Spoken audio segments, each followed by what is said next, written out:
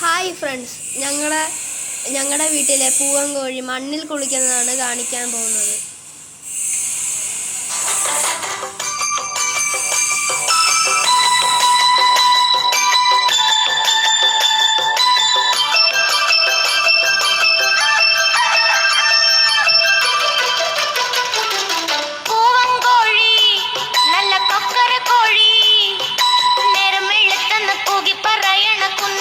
കോഴി നമ്മുടെ കുത്തിമണിക്കോഴി പൂവൻ കോഴി നല്ല കൊക്കര കോഴി